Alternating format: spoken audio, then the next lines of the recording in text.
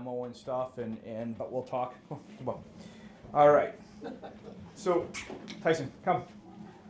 My name is Corporal Joe Salisbury. I'm a retired corrections officer. I was a corporal. I was a law enforcement officer for the Department of Corrections. This is Canine Tyson. We were partners, and we've been together 8 years now. Tyson Platts, come. Get him to stay here. Come on. Who's over here? Hey. He is he's a 10-year-old Belgian Malinois. It seems weird calling him a 10-year-old now, but we've been together 8 years now as a team. So we both retired in October, actually October 1st to be exact. So we've been retired for about 6 months now. But what happened was when I first got him, he was just a little over a year old. He's a Belgian Malinois. Okay, everybody thinks he's a shepherd. They look a lot like the shepherd. I call them the cousins of a shepherd. They come from the same bloodline, distant cousins. He was born in the Netherlands. He spent his first 6 months there, and then they flew him over from the Netherlands. And I would have had him sooner, but he developed kennel cough on his travels over. So he had to spend 14 weeks in customs, being cared for because they wouldn't let him out of customs having kennel cough. So 14 weeks he was in customs, and basically it was very minimal care. I hadn't met him at all. I just knew I'll get my dog soon. I was getting my dog soon. So the day I got the call, it was like a snowstorm. It was in the middle of the winter. It was a snowstorm, and the department called me up and said, "Hey, your dog's ready. It's at this kennel in like Augusta. Come on up. There's 4 dogs up there that were ready to be picked up, and you'll be issued your dog." And they say issued because the departments look at these dogs as equipment, no different than a gun or a flashlight or a flak jacket. These dogs are equipment. They're not a pet. They're not, a house dog or anything like that. So I was getting issued my dog. So I went up there, and there was 4 dogs, and all 4 of them looked pretty rugged. I mean, they were very malnourished because customs. They spent so long in customs that they were basically just being fed. They weren't being exercised. They weren't well cared for when they were in customs. So out of all of them, I looked at Tyson and I'm like, God, I hope that's not my dog. Because he had a couple sores on his head from being in the kennel so long. He just, and then they were all not malnourished, but they were very skinny. And in the Netherlands, they're skinny dogs anyways. So I'm like, yeah, hope that's not my dog. The other canine handlers showed up and everything. We're all excited to get our dogs. Sure enough, I'm the first one. I drew the numbers. Sure enough, they issued me Tyson. And Tyson, come, Platts. So, so I get Tyson. And I'm like, that's all good. And he attached to me. I mean, I took him home that night. Come. I took him home with me that night, and he fit right in. Not knowing anything about these dogs or anything like that, he took to the family. Again, these dogs are used to being kenneled and just worked. They're not used to a home life. Cuddling, getting up on the couch and cuddling with you and all that stuff, he just had no clue. He doesn't give, to this day, you know how dogs give kisses and stuff? He's never licked me, ever. Unless I had food on my hand or food on my, in my shirt. I'll come up and lick my shirt. But he's not, hey, come. He's not a kissy. He doesn't understand that, He has sense. He does love the cuddle now. He gets up on my lap. He'll get up on the couch and he lays with us and, and does all that with us. But for the first couple of years, they don't understand this thing. They understand go to work for 10 hours, come home, and be put in a 10 by 10 kennel, right? That's their training. So when I got them, and the state of Maine, typically, the state of Maine as a whole doesn't like that philosophy. They like a well-trained dog that can go to work all day, and then come home and transition into a family life, right? So we work very hard. The state police, I belong to the State Police Canine Association.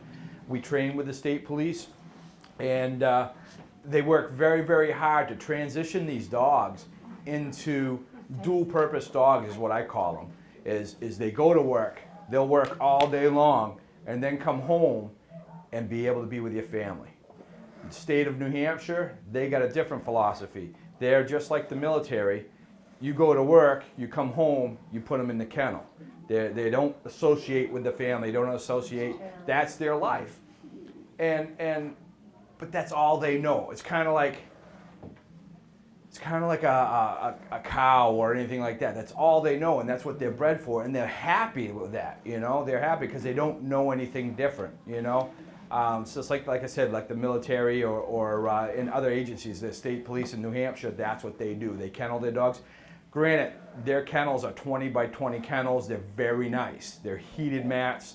They're very well cared for, but they don't associate with the family. They don't get to go on the boat with the family. They don't get to hang out with the kids and the kids play with them. I was very fortunate. Tyson I was able to do that with. Some dogs you just can't because they're so high strung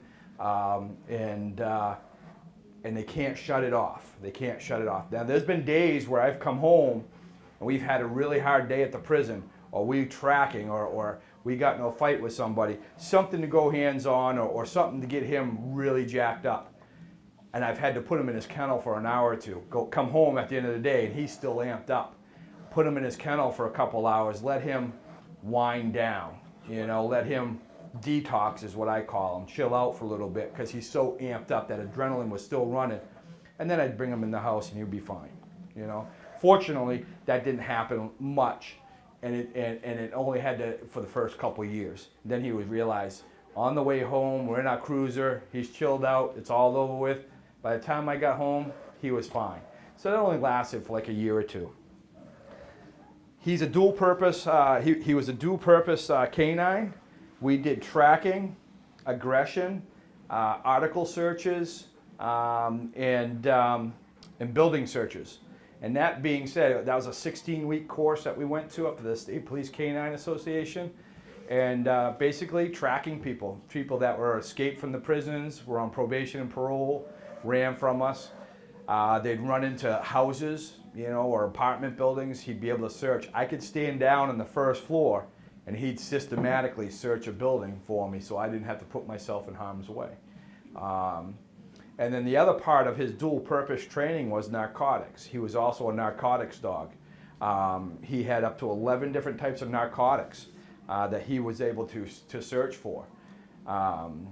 He couldn't tell me the difference between what he was searching for, like if it was cocaine or meth or marijuana or anything like that, but he would just tell me one of those 11 drugs is where I'm pointing to. And he'd put his nose right on it, then he'd look at me, put his nose on it, look at me, and wait for that ball, the ball or his tug as a reward. So he was very good. He was a very good narcotics dog. We got a lot of call-outs. I worked with the drug enforcement, DEA. I worked for the post office, U.S. Marshals, state police.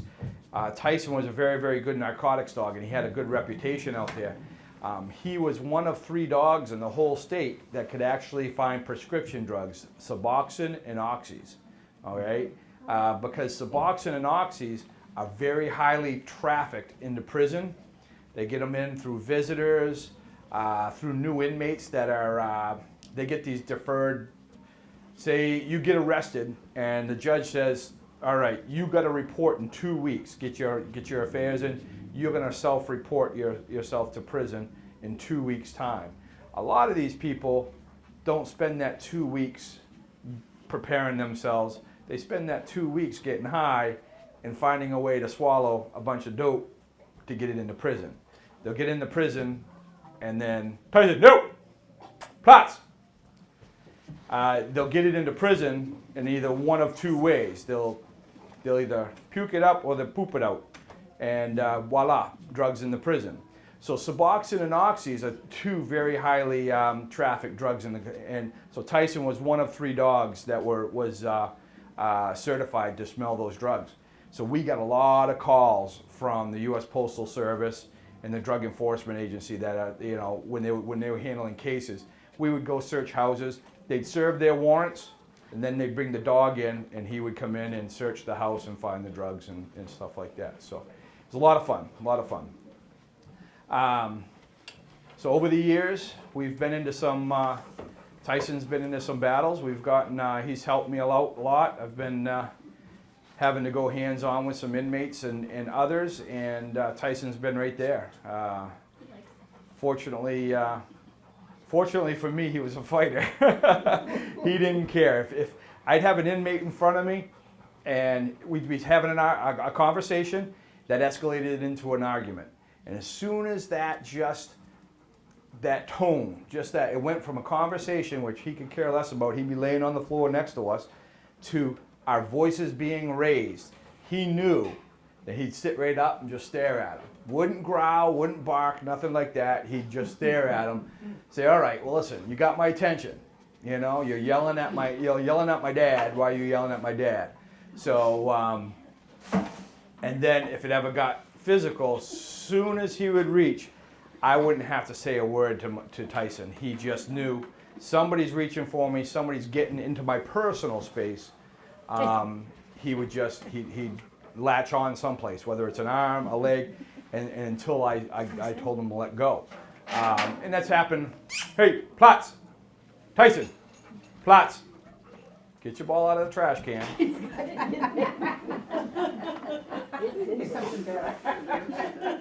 rather have a donut. I know. So I call him the smartest dumb dog ever. Come. Smartest dumb dog. Come. Pretty serious about that, Bo. Off. Off. He's a little bit slower to respond. Off. So, anyways, he's the smartest dumb dog ever. He's very, very smart. When I first got him, they told me he was a loaded dog, and I'm like, what's a loaded dog? Well, he has training. He's Johnny on the spot. He's a great, all his commands, heel, sit, stay, come, very well trained. He's got some tracking, some bite work, not a lot, but he's got all that, right? So I'm like, great. He goes, his obedience is great. And I'm thinking, perfect, you know? First couple nights I get him, and he jumps up on the bed. I'm trying to push him off the bed, saying, off, go, you know, get off. All he would do is lay down, right? For like 3 days, he wouldn't listen to me. I'm like, come. He'd be out in the yard. I'm like, come, sit, heel, whatever. He just wouldn't listen to me. I'm like, this dog is dumb. You know, they said he had training and that his obedience was awesome. I'm like, heel. He wouldn't heel. I'm like, sit, wouldn't sit. So I called the broker that brought him from the Netherlands up, and I called him up and I said, hey, Matt, I've been working with Tyson, healing, sit and stay, and he won't do a thing. He's up on my bed. I try to get him off the bed and everything. All he does is lay down. He goes, Joe, you're an idiot. And I'm like, what? He goes, all his commands are in Dutch, right? Everything's in Dutch. And off, A-U-F-F, off is lay down. So every time I would tell him to get off the bed, he's like, I'll lay down. All right, I get to lay down on the bed. This is awesome. So that was his thing. So, you know, so Platts is heel, you know, off is lay down, blah. So I had to relearn all this stuff. So 14 weeks at the police academy, I'm trying to learn a new language, 26 different commands in Dutch. I was like, come here. No, I mean, Platts. And I'm like, oh my gosh, it was awful. It was awful. But he was a loaded dog. So once, so he said on the back of his x-rays, I wrote down all his commands. So I looked at the packet they gave me, they were all the commands. So yeah, it wasn't him that was down. He's like, I get to lay down on the bed. This is awesome, you know? Hey, Platts. Come on, Platts. So, so that's kind of the beginning, you know. He's been a great partner. I couldn't imagine not having him. You know, we've had some ups and downs. He's been injured a few times. He's got a punctured lung, some broken ribs. We almost lost this left eye over here, got a thumb in the eye. You know, we had to go see a surgeon. They had to scrape his eye and reattach the retina. So these dogs, they live a tough life. You know, he gets plenty of love, but we're asking them to do things to keep me safe. I send him into a building.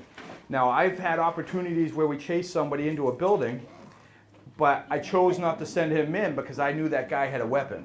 I knew he had a gun. I knew he had a knife. So I'm not going to risk my best friend, even though that's what he's there for, is to take that bullet or take that knife or to protect me. But I'm going to wait for SWAT. I'm going to wait for the Tyson, he likes you.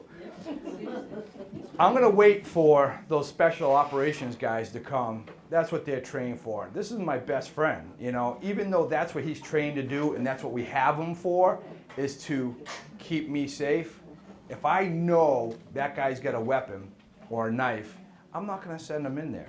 But I have done it before many times where I've sent him into a cell and, you know, and he does his job. In retrospect, I mean, he's dislocated both hips before, one at different times. Like I said, broken ribs, 2 broken ribs, punctured lung in his eye. So he's been beat up. He's been in and out, and so he's earned his retirement. He's earned his retirement, and he's gotten a lot of different awards over the past few years for finding narcotics. Our very first week out of the academy, we spent, what is it, up in Charleston, Nana? Those three guys escaped from the prison up there. I think it was we were a week out of the academy. And you know how often people escape from prisons in Maine? Maybe like once every 10 years, you know? I'm a week out of the academy and we got 3 guys running from us from the prison. So we spent 4 days tracking these guys, and they were up north in the Charleston area. And they got into this lake, and they were going camp to camp, breaking into these camps, trying to find a car, a boat, a four-wheeler, something to get away in. And he tracked them for 3 days, camp to camp. We knew, because the camps were broken into, and they'd leave something behind, whether a piece of clothing. Tyson Platz! Tyson Platz! And we'd come in, my backup would come in, clear the camp, but we knew they were there because they were breaking in. And eventually we ended up catching them like 3-4 days later through Facebook. They had messaged one of their friends to come pick them up at this general store in the back parking lot. And so we got in the woods watching this store for like 12 hours. Lo and behold, there they come, waiting for their ride. So, but Tyson was great. A week out of the academy, he tracked him for like 3 days, probably about 9 miles total around that lake, because they broke into 14 different camps. And he tracked them to all 14. So when we got him, I asked the guy, I said, listen, were you guys down on Bellary Lake, and how many camps did you guys? I said, he tracked to about 12, 13 camps. He goes, yeah, he goes, that's about right. He goes, we broke into a lot of camps. I'm like, I wasn't cared about charging him. I just wanted to know if my dog was on you or not, you know? And typically they'll tell you, you know? I've had people where I've searched them for narcotics, and they'll have them, the narcotics will be packed. And I don't know, people will use body cavities to hide drugs, okay? And my dog will alert. He'll let me know if it's a female and she's got it in a certain spot, my dog will alert. Well, we'll have them strip searched by a female officer, won't find anything. I'm like, my dog's telling me there's something there, right? So I'll ask the female, listen, I don't care about charging you. I just want to know if my dog's, that officer's doing their thing. I want to know what you got. Yeah, Salisbury, I got something, you know, in a certain area. And lo and behold, there it is. So they do x-rays. So he's very, very good. And he's gotten a lot of awards over the years and has done well. So since then, we are retired now. I have, my family and I have bought a coffee shop in Westbrook, kind of on the slower side of things. And he's retired. A lot of these dogs, he's fortunate, very fortunate. He's healthy. He's sore, he's got a little bit of arthritis, you know, but other than that, other than that, he's pretty healthy. The only thing we're treating him for now is depression. A lot of these dogs, when they don't work, they get depressed. And a lot of them will die within a year. It's almost like that. You've been married for 50 years, your spouse that passes away, and you lose that will to live, right? Me being at the coffee shop all day, him staying at home, between the combination of not being with me all the time and not working, not finding drugs, not tracking people and things, he got very depressed. He started developing anxiety attacks. He's not lashing out. He doesn't chew things. He eats my socks. It's very weird. Just my socks, nobody else's. And he doesn't chew them. He just swallows them because when they come out, they're whole. They're not chewed up. It started with that. Just my little black little socks there, and he wouldn't chew them because they're whole when they come out. So it started with that, and then it went into these anxiety attacks. I'd get a call from one of the kids saying, hey, Tyson's acting really weird, and he has these like seizure-like things. So we took him to the vets, and you know how like when we're really stressed out, we get ulcers, you know, in their stomach, we get ulcers and stuff. He got gastritis, which is his inside swollen up, his intestines, because of the anxiety.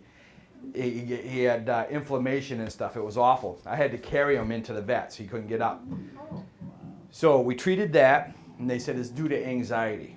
He's having anxiety attacks, depression. So we decided to put him on doggy Prozac, and it's basically just Prozac for dogs, anti-anxiety. So now he's down to about 3-4 minor anxiety attacks a month. Probably like once a week, and that's usually when I've had a really busy week and I haven't been home a lot. Fortunately, I own my own business now, so I can get home for a couple hours in the middle of the day, you know, have my employees when it's slow, have my employees work and stuff. And I found that if my wife and we do training with them still. Like I've done this today. Yesterday I did a little canine demonstration with them with some Boy Scouts and stuff. Look, see, he's looking for his ball and he just left it right there. Oh, Tyson. Crazy, crazy, crazy. Look at him. So fortunately, I've developed, now that our business is up and running and it's getting a little, we've got some more employees, my wife and I will take him up to Wyndham, up to the prison, and do the agility course with him. My kids will run some tracks with him. Last weekend, Nana was out in the back of the yard and we threw her watch out there, just an article search. It doesn't take much to make them happy. Maybe a half hour, you know, of training or you know, finding some drugs or something like that. Because I still am licensed by DEA to carry around some narcotics for training purposes with him, you know. And he doesn't know, he just thinks it's fun. You know, so I find that if I do that a couple times a week, half hour, 40 minutes, a couple times a week, he has less seizures. He has less anxiety attacks. So I've been trying to go out of my way to try to do at least 2 or 3 times a week, a little bit of training sessions with him, you know, and because it's hard on them. Like I said, here on Tuesday mornings. yeah. Like I said, a lot of these dogs, healthy dogs, will pass away within 18 months of being retired. I never realized that until I got into the Canine Association, the State Police Canine Association. I was just going to all these funerals. I'm like, I just saw this dog. He just retired 8 months ago, you know, a year ago. And they're like, this is what happens. You know, they just get so stressed out. They start developing these medical problems because the anxiety. Like I said, fortunately, he's been very good, and the medication we got him on is perfect. And he won't have to be on it forever. Probably a few more months. He's just going to get used to, okay, this is my life now. You know, where for 7 or 8 years, with me, literally 24 hours a day. If I went to the bathroom, I had to lock the door because he would hit the door and open it up to come see, okay, you're in the bathroom. Okay, just want to make sure. So with me 24 hours a day. If I went away on vacation, he went with us. Once or twice a year, I'd have to kennel him for a week. And I'd be calling him every couple of days or doing a video thing with him. So that's just the way these dogs are. So a couple more months, I think he'll get it. and we'll be able to take him off that medication. But for now, he gets it every day, and along with Remedel, which is an arthritis medication that just, he's sore now. If I take him out for a run or we go for a 3-mile walk, he's sore. Just like everybody, it happens. So those are the only 2 medications he's on, and one of them will taper him off in the next couple months.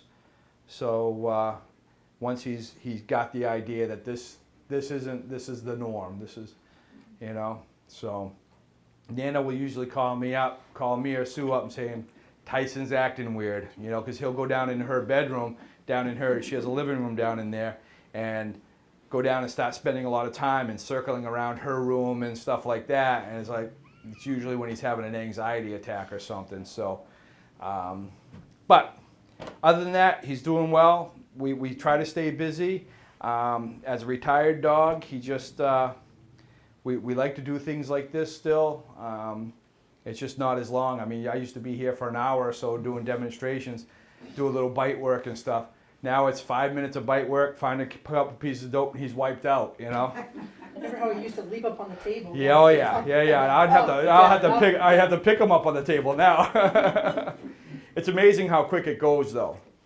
He's still sharp. He still finds the drugs real quick. The tracks. He used to run on tracks, and now it's more of a jaunt, little trot and stuff. So, but he's still a good boy, and hopefully he'll stick around for a few more years, So what I'll do is I brought his sleeve. I got everything's in Dutch, and I'll do a couple things here just because I know we're on TV thing there. But I put out a couple things. Typically, he's a cheater, so he knows when we're training and stuff. You guys know when I put narcotics in people's things, he'd watch me. And then I caught on one year. I'm like, so I'd say find dope, and he'd go right to the person, and I'm like, you've been watching me. He's smarter than I gave him credit for. So now, past couple of years, I'd put him in a different room while I was doing it. So, hey, Platz, Laus.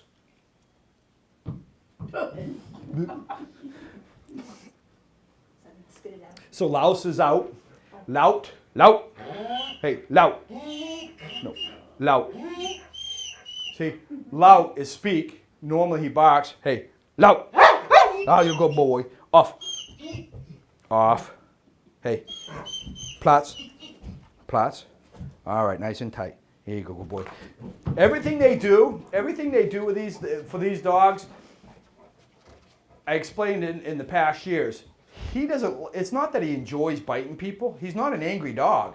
I've had him where he's bitten somebody before we've apprehended somebody, and then I had to put him in the back of the car together, and, well, not in the back of the car, but he'd be in the back of the car with the divider open. The suspect's sitting in the front seat, and he's over there just kind of, hey, what's going on, It's not because he's angry at somebody or he hates somebody. He's been told, this is what you need to do, all right? And then afterwards, once he gets his reward for doing a good job, he's like, hey, friendly, okay. I can literally chase somebody down, track somebody down, have them bite them, all that, fighting and all that stuff, separate them. I bet you I could get that guy to walk him out. Hey, here's his leash, walk him out of the woods for him. It's not because he's an angry dog or a mean dog. It's just that he's been told that's what he needs to do. Same with drugs. It's not because he likes drugs or anything like that. He likes to please me. And he likes his ball, his reward, or his tug. This is his tug. He's chewed up everything now. I'd let him have it now. But he does everything for the ball in this because he knows if he does a good job and he makes me happy, he gets to play. And that's what it's all about. It's all about play. So tracking somebody, apprehending somebody, finding drugs or anything like that, he only does it because he knows it makes me happy and he gets to play afterwards. So, all right, Tyson, you ready to roll? Platz. Everything's slower now. Come on, Platz. Laus. All right. So what I'll do is I'll have him find some drugs, and typically all I have to do is just say find dope, and so now I find he tries to cheat a lot now. He kind of air sense and stuff. So find dope. Come on. Find out. What? You find out? Wait. Okay, go boy, go boy. So I just have the jar back here. So there's actually no narcotics in it, but I put the jar in there. Hey, he'll put his nose on it. And all that, there was a baggie in there, like I call it a narc bag, but it's like a bean bag. It had narcotics in it, all right? So the smell is still there. When we were in training, we went to a high school. It was shut down, so I just put that on there just to show you that, you know, they can find things that had narcotics in it, but they aren't necessarily there. One of my stories that I always try to tell people, we were training one day, school was shut down. It was during the middle of the summer. It was over in South Portland. And like I said, I belong to the State Police Canine Association. There's another one called Southern Maine Area Dogs. They do a lot of local PDs, counties, and things like that. They're down here and down south. Over in South Portland at Mahoney Middle School, Tyson Platts. It was during the middle of the summer. There's this whole row of lockers, you know, second, third floors. We're doing searches and everything.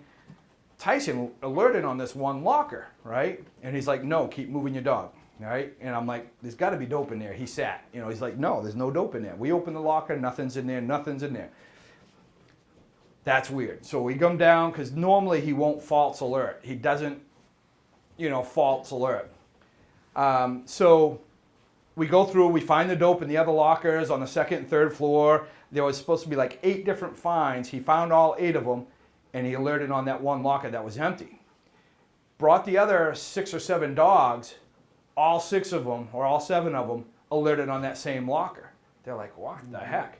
We found out that 4 days prior, the Southern Maine Area Dogs Association was at that school doing training and used that locker. And they had put methamphetamines in there.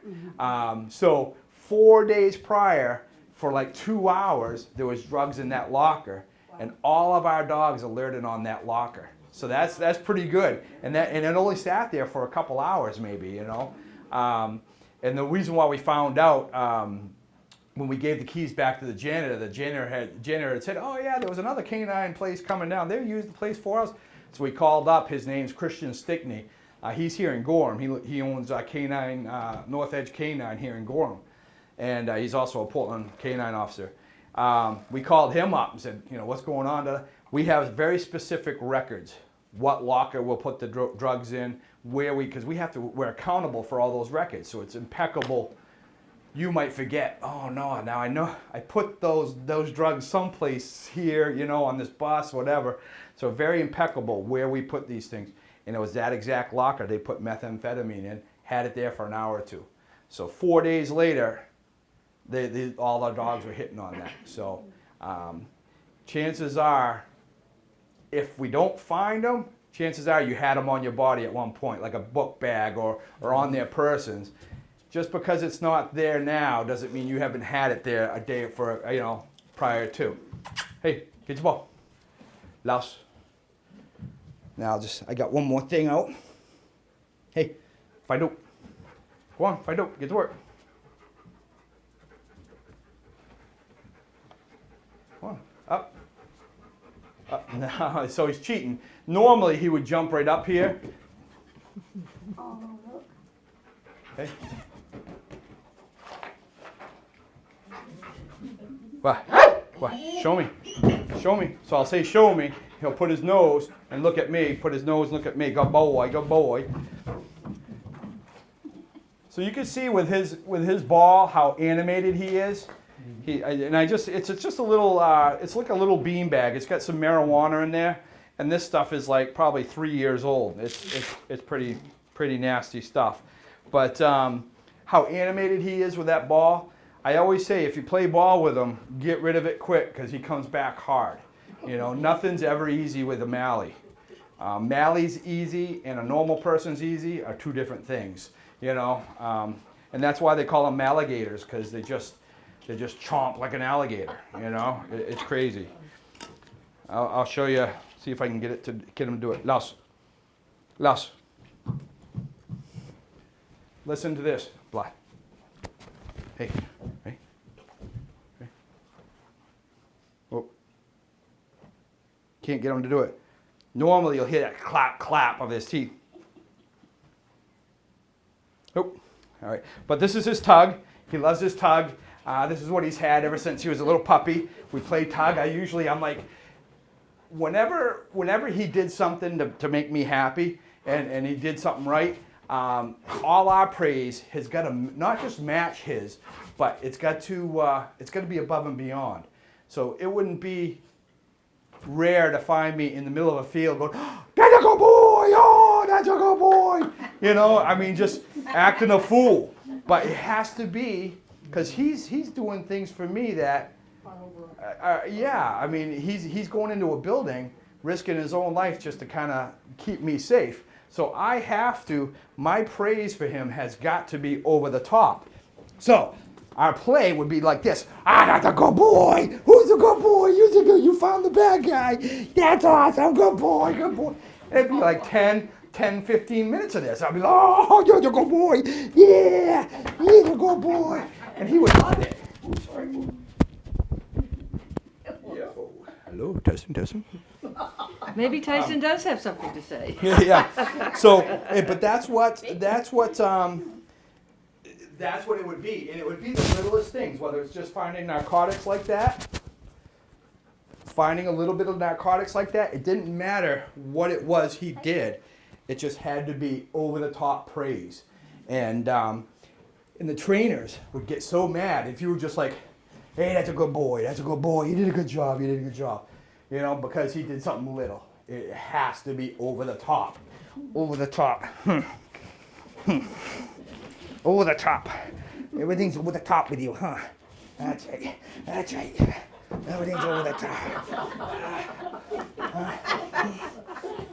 But he won't let go. He won't let go. And that's fun for him. You know, roughhousing, getting down on the floor with him, wrestling with him. That's fun for him, you know. Love it. The harder the better, huh, buddy? Now he's gonna take a nap on the way home now.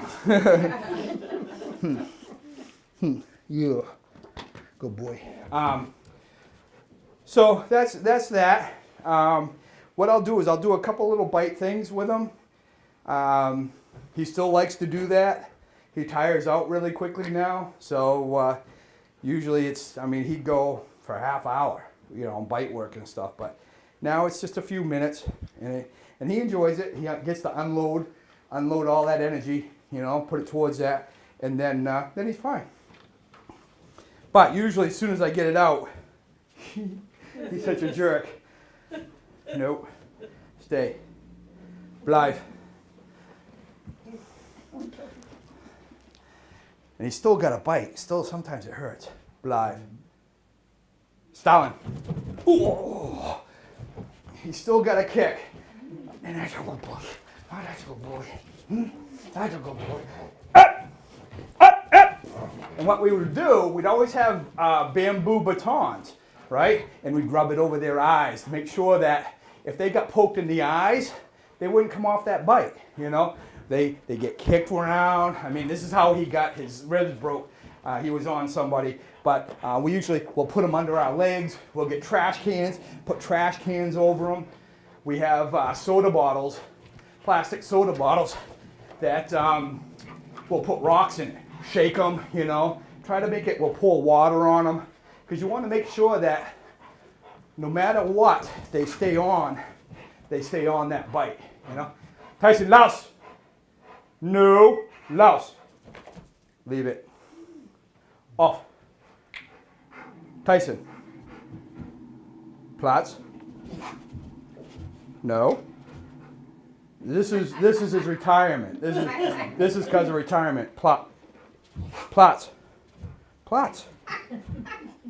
Normally he'd be, you know, but this is his life. So this is his retirement. But you can see he's not, and once we're done with this and we put it up, he'll be right back to getting his ball and coming around to you guys and stuff. It's not because he's a vicious dog or he hates me or hates any of you. It's just, that's what I told him to do. I tell him Stalin, like, Stalin's the get him. And that's what he does. And then I tell him to stop, and he stops. Although he looks like he wants to bite me now, but he'll stop. Stop. Ugh. You want to fight? You want to fight? Normally, you see him slipping off the sleeve. Normally, he would never do that. So you can tell that he's deconditioned now. He's not as in shape. He's gained a little weight. He's not in fighting shape. I mean, he'll come off. He's mouthing. Normally, once he gets a bite, he'd stay on that bite for a good 10 minutes without sliding off. I mean, I can get him to slide off now. He would never have done that. Would have never have done that. Hey, louse. Oh! Yeah, that's that male alligator. Sit. Not. Off. Off. I didn't take. Oh, you little cheating.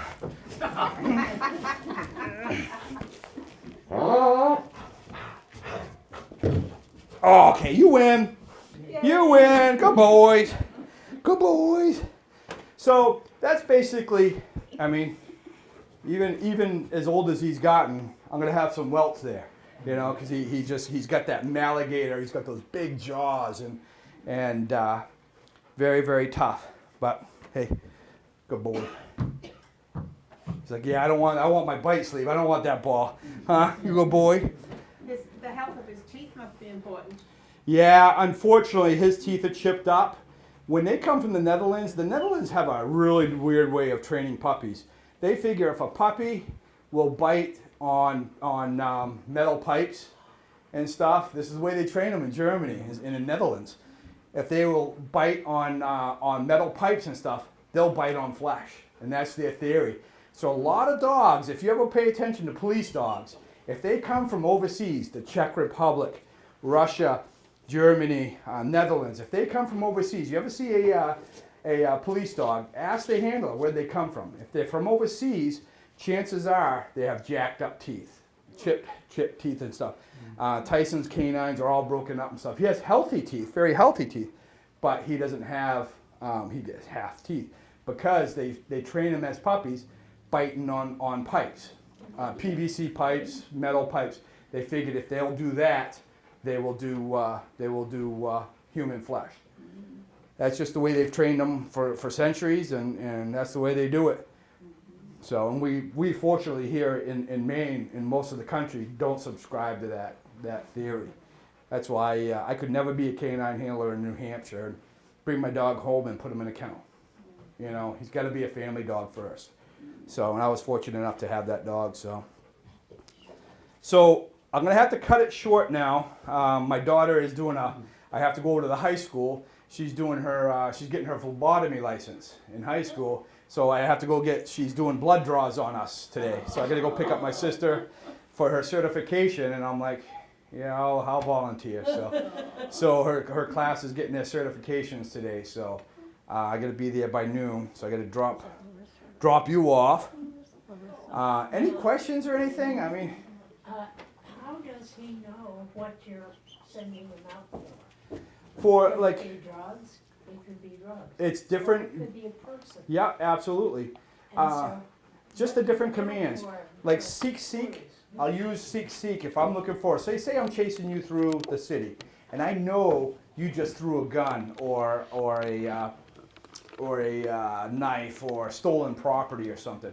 What I'll do is I'll track you down first because you're more important. I need you. We'll track you. We'll get you. But I'll keep a mental note. Someplace around this area, whether it's in the city, in the woods, or whatever, you threw something. So I keep a mental note. Once I got you secured and you're taken care of, I'll bring him back in that general area. And I tell him, I say, seek. Seek to him is, it's an article search. He's looking not so much for your smell, but for the most recent smell. Okay, so it could be a gun, a knife, it could be stolen property that you just robbed a store. It could be my flashlight, a hearing aid, Nana's watch. It could be anything with that scent on it, something that doesn't belong, you know? So that's why in a field, most fields smell like grass and hay. If I threw a knife in there, well, that's metallic. That doesn't belong. You know what I'm saying? It's a matter of deduction. You're in the city, getting a lot of smells, but there's a common smell. But then he's going to come across something you just stole from a ring you just stole from a store or something like that. He's going to come across that and be like, this doesn't belong here. Boom, sit. Chances are 99% of the time that's a stolen item or whatever, a weapon or a gun or something like that. So, so it's a matter of deduction. So that and with narcotics, I'll set him up if we're searching a house or whatever it is. I tell him to seek. I tell him to find dope. Find dope's the command, and he'll go into the room. I'll have to pinpoint areas, ceiling tiles, and what they do is they work off negatives with drugs. So if he comes over here, there's nothing over here. Say I just have it here. Comes over here, goes, no, I don't smell it here. I don't smell it here.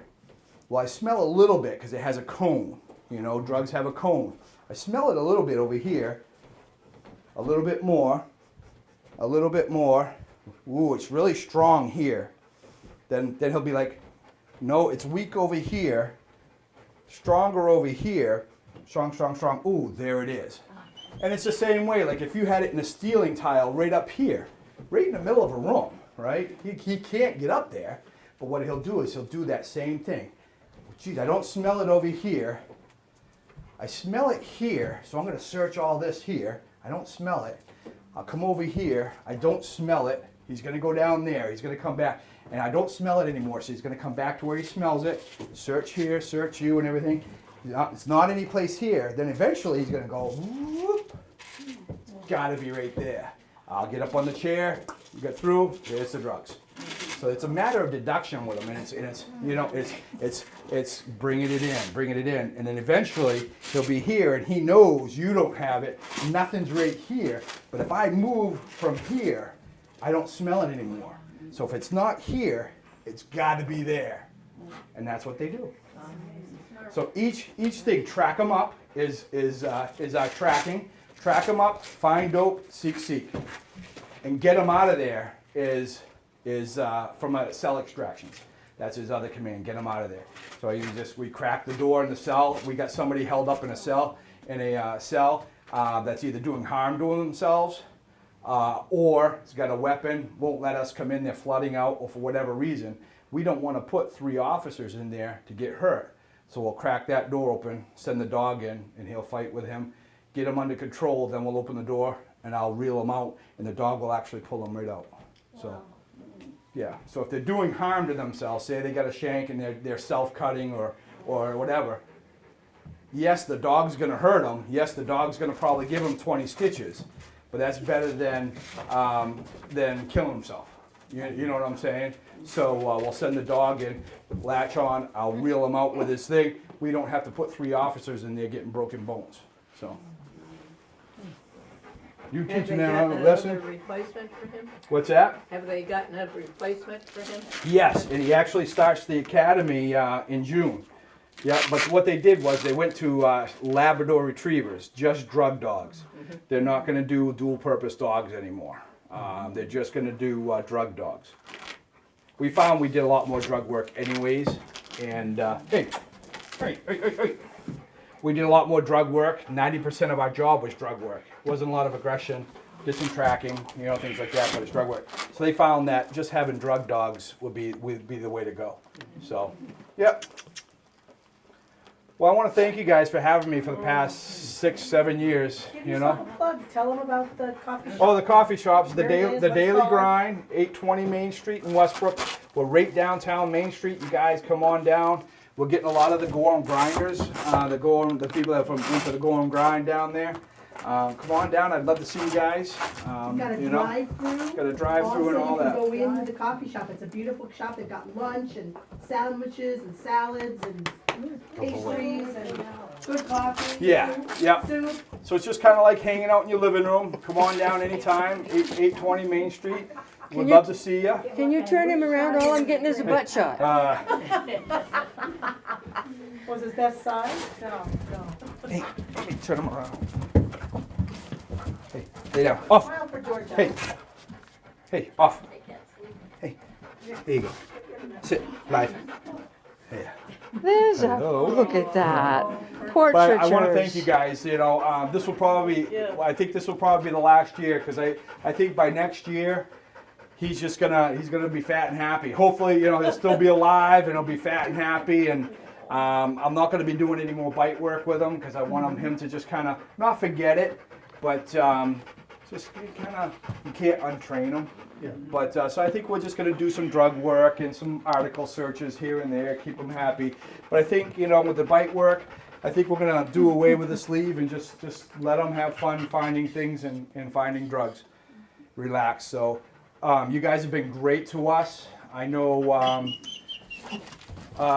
what was her name? She was just recently passed. Arlene. She had actually wrote a check to Tyson for his retirement. And it was like, I think it was $100 or $125 check.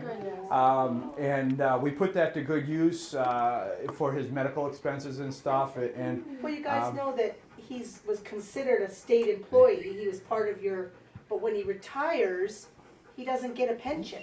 He doesn't get insurance. When Tyson was retired, all of the benefits that he received as a state employee stopped. right. So now all of those expenses are, And typically, taken this care of by is Joe. where it becomes the most expensive, is when they're retired, all the medications, the arthritis, because he's been beat up. So it's the medications, his food, the doctor's visits, the vet visits and stuff. But I'll pay thousands of dollars if I have to, you know, to take care of him. But this is typically, the state uses them up, you know, and we don't have medical insurance for these dogs that on after retirement like they do for me and stuff. So Arlene, yeah, she cut him and she sent me a check with this nice card. I tried to give it back to her and she wouldn't hear nothing of it. She loved Tyson, so we put it to good use for his medical bills when he got poked in the eye there. And but we really appreciate this group, and we loved coming here for these, I don't know, past 6 years. Tyson loves it, and so we wish you guys all well, and have a great summer. Enjoy, be safe, be healthy, and hopefully you guys come down to the shop and see us soon. Are you on Thank the you. right? Yes, we're right on, if you're going from Gorham in on Main Street, we're right on the right-hand side, right across from the dry.